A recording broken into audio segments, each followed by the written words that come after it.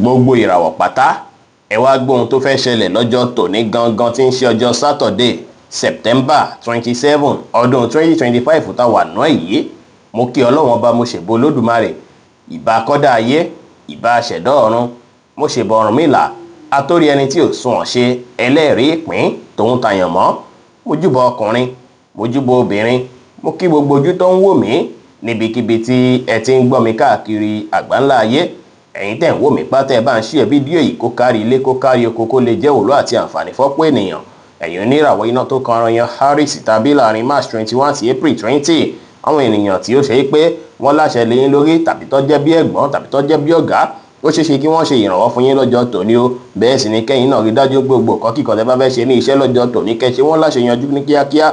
bẹ́ẹ̀ sì ni lọ́jọ́ tòní gbogbo àwọn ṣe táwọn èèyàn bá gbé wá bá yín kẹ́rí dájú pé gbà wọlé lọ́jọ́ tòní sí ènìyàn kan tó súnmọ́ yín bóyá bíi màlẹ́bí, ó ṣeéṣe kí wọ́n ràn yín lọ́wọ́ láti kún yín nípa lórí ọ̀rọ̀ iṣẹ́ yín lọ́jọ́ tòní, tó sì jẹ́ pé tẹ́ bá tẹpá mọ́ṣẹ́ dáadáa lénìí tẹ́ sì ṣe nǹkan yín létòlétò, bẹ́ẹ̀ sì ni tẹ́ fi ọgbọ́n àtòyé tó lọ fún yín ṣe ohunkóhun èyí máa tún dára yàtọ̀. aago 1 ní ọ̀sán sí aago 2 ní ọ̀sán jẹ́ àkókò èyí tó dára jù fún yín tí ń ṣe lucky hour fún yín lénìí tí kọ́lọ̀ blue sì jẹ́ kọ́lọ̀ èyí tó dára jù fún yín láti wọ̀ láṣọ ní ọjọ́ tòní.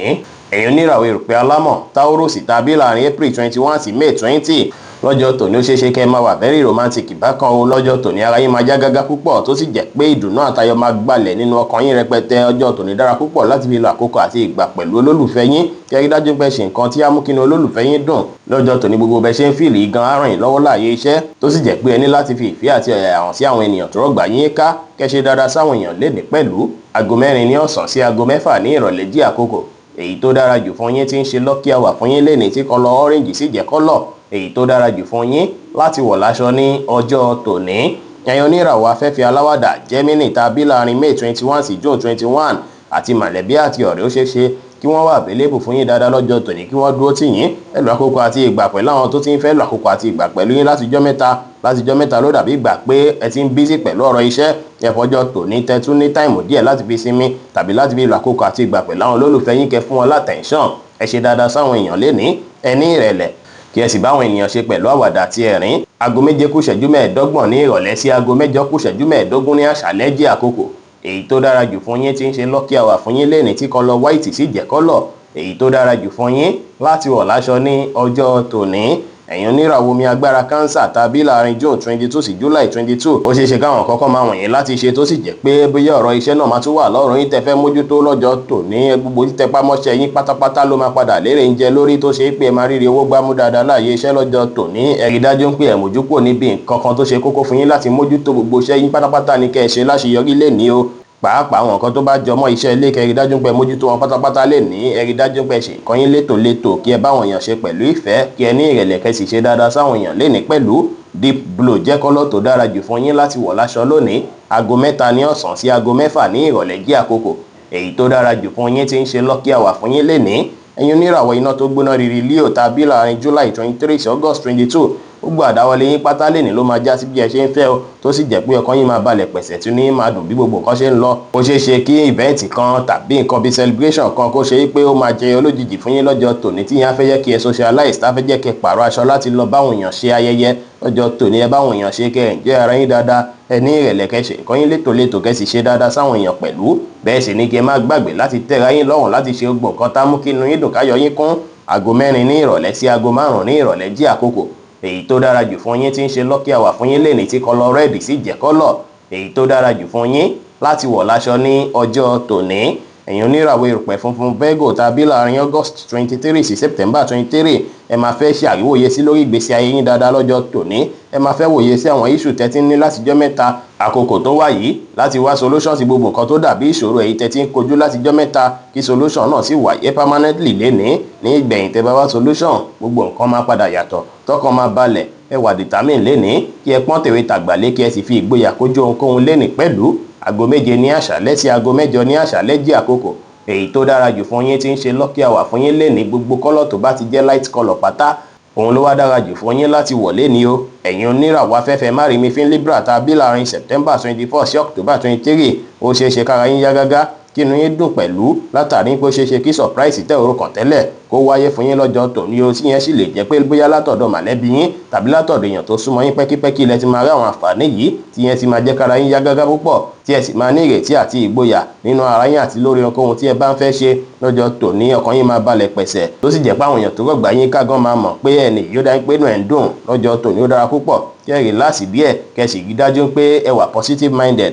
ẹ má tàṣejù bóhunkóhun, ẹ ṣe dáadáa sáwọn èèyàn, kí ẹ sì wá àlàáfíà fúnra yín lénìí pẹ̀lú. Aago 2:20 ní ọ̀sán sí aago 3:05 ní ọ̀sán jí àkókò èyí tó dára jù fún yín tí ń ṣe lucky hour fún yín lénìí. Ẹ wá gbọ́dọ̀ wáṣọ black rárá, látàrí pé black jẹ́ kọ́lọ́ tó tako ìràwọ̀ yín lọ́jọ́ tòní. Oṣù gbẹ́lẹ̀ wọ white kò sí wàhálà. Ẹ̀yin oníràwọ̀ omi tútù Scorpio tàbí láàrin October 24 sí November 22, ó ṣeé ṣe kí ẹ fẹ́ náwó púpọ̀ lọ́jọ́ tòní o, kó ṣe é pé àwọn expenses tẹ fẹ́ nílé ní ó ṣeé ṣe kó pọ̀ rẹpẹtẹ lọ́jọ́ tòní. Ní láti rí dájú pé plan àwọn budget yín dáadáa, kẹ́ tẹ̀lé ṣe lórí ọ̀rọ̀ owó lákòókò yìí. Ẹ rí dájú pé ẹ tún kọ́ bí ara sí bí ẹ ṣe ń jẹun sí, ẹ má jẹ oúnjẹ tó lóòró jù àbí àwọn nǹkan tó ṣe é pé ó lè ṣàkóbá fún ìlera ara yín, kó má jẹ́ pé ẹ tún fẹ́ náwó lórí àìlera lọ́jọ́ tòní. Kẹ́ kíyèsára, ẹ rí dájú pé ẹ ṣètọ́jú ìlera ara yín dáadáa, kẹ́ sì rí dájú pé ẹ ṣọ́ bí ẹ ṣe ń náwó sí, kí ẹ má náà àpà ọjọ́ tòní. Tẹ́ bá lè ṣe yìí, ọjọ́ tòní àtúnṣe pẹ́rẹ́. Ẹ rí dájú pé ẹ ṣàánú ju bó ṣe ẹ lọ, ẹ tàṣejù bóhunkóhun, ẹ tẹpá mọ́ṣẹ́, kẹ́ sì fọgbọ́n àtòyé tọ́lọ́ fún yín ṣe ohunkóhun lénìí pẹ̀lú. Aago 2 ní ọ̀sán sí aago 4 ní ọ̀sán jí àkókò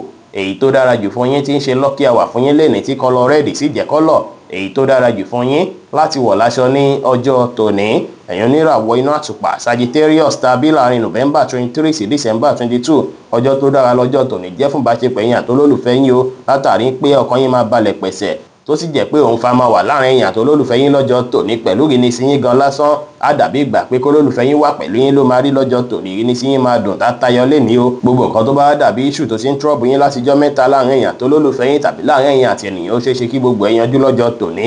Ẹ rí dájú pé create time láti lo àkókò àti ìgbà pẹ̀lú àwọn mọ̀lẹ́bí èyí tó súnmọ́ yín. Kódà tí iṣẹ́ bá pọ̀ lọ́rùn yín lọ́jọ́ tòní, kẹ́ create time náà, ẹ bá wọn yàn sọ̀rọ̀ pẹ̀lú ìfẹ́. Ẹ gbọ́dọ̀ rìnrìn òru lénìí o, bẹ́ẹ̀ sì lẹ gbọ́dọ̀ wáṣọ dúdú rárá. Ẹ rí dájú pé ẹ fi ìgboyà ṣe ohunkóhun lénìí dára, kí ẹ sì rí dájú pé ẹ fi ìgboyà ṣe ohunkóhun lénìí pẹ̀lú. White jẹ́ kọ́lọ́ tó dára jù fún yín láti wọ̀ láṣọ lónìí.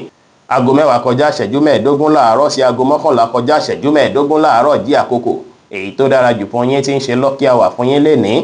Ẹ̀yin oníràwọ̀ ìròpé eruku Capricorn tàbí láàrin December 23 sí January 19, ọjọ́ tòní ẹ máa tẹpá mọ́ṣẹ́ dáadáa púpọ̀ o, tó sì jẹ́ pé ẹ máa fẹ́ ṣe nǹkan létòlétò dáadáa, pàápàá láti ṣe àwọn àtúnṣe àtàwọn àtúntò láyìíká ilé yín. Ọjọ́ tòní ó ṣeé ṣe kí àwọn nǹkan tẹ́ fẹ́ ṣe ní ilé kó fẹ́ pọ̀ rẹpẹtẹ, ó sì ṣeé ṣe kí iṣẹ́ náà kó fẹ́ gbomi rẹpẹtẹ lénìí o. Bẹ́ẹ̀ sì lọ̀rẹ́ kan tó ṣe pé ó tọ́jọ́ mẹ́ta tẹ́rí rẹ̀, ó ṣeé ṣe kí wọ́n surprise yín lénìí, kí wọ́n yọjú sí tàbí kí ẹ dédé rí wọn níbì kan lọ́jọ́ tòní. Ọjọ́ tòní dára púpọ̀ láti fi socialize, kẹ́ báwọn èèyàn ṣe, ẹ gbájúmọ̀ nǹkan tó ṣe kókó fún yín láti ṣe lákòókò tó tọ́ àtàkókò tó yẹ, kẹ́ sì ṣe nǹkan yín létò ètò pẹ̀lú. White jẹ́ kọ́lọ́ tó dára jù fún yín láti wọ̀ láṣọ lónìí. Aago 9 láàárọ̀ sí aago 11 láàárọ̀ jí àkókò èyí tó dára jù fún yín tí ń ṣe lucky hour fún yín lénìí.